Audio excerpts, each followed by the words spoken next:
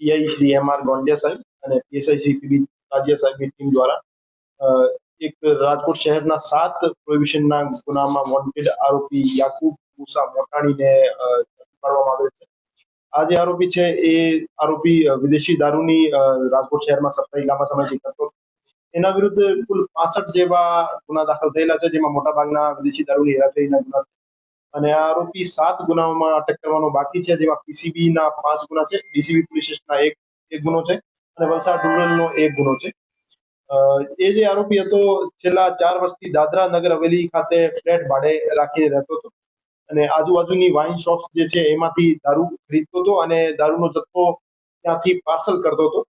અને એક GST invoice manager નામની એક એપ્લિકેશન હતી, જ્યાંથી એ ફેક જીએસટી ઇનવોઇસ જનરેટ કરતો હતો અને ત્યાંથી એ ફેક જીએસટી ઇનવોઇસ આધારે પાર્સલ અહીંયા લોકલ બુટલેગર્સ સપ્લાય કરતો હતો.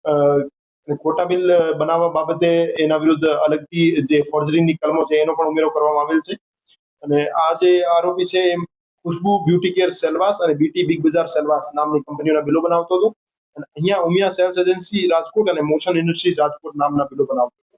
તો એ રીતે એ ફોર્જરીની સાથે વિદેશી દારૂની સપ્લાય કરવાનું કામ કરતો હતો. એ આરોપીની અત્યારે ફર્ધર રિમાન્ડ મેળવી પૂછપરછ ચાલુ હજુ સુધી જે 5 ગુના છે એમાં પકડવાનો બાકી છે. એમાંથી 7 પૈકી 5માં એને પાર્સલ મારફતે દારૂ મોકલવાનું કબૂલ્યું છે. પણ અમારું માનવું છે કે જૂના પણ અગાઉ પણ જે ગુના દાખલ થયેલા છે એમાં પણ પાર્સલ મારફતે એને સપ્લાય કર્યું અને એના સહ આરોપી છે એ બાબતે અત્યારે રિમાન્ડ મેળવી.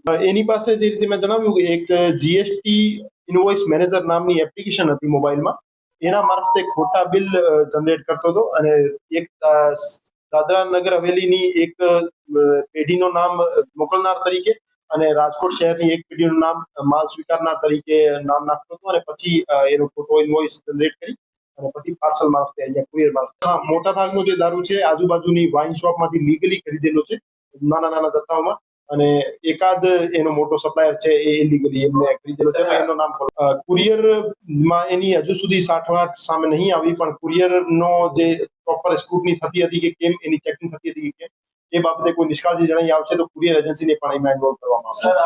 મોકલનાર તરીકે એ 2 કંપનીના બિલો સામે આવ્યું છે, જેમાં ખુશ્બુ બ્યુટી કેર સેલવાસ અને બીટી બિગ બજાર સેલવાસ એ 2 એજન્સીના નામ ઇન્વોલ્વ કરતો હતો અને માલ લેનાર તરીકે ઉમિયા સેલ્સ એજન્સી અને મોશન ઇન્ડસ્ટ્રીઝ એ 2 નામ.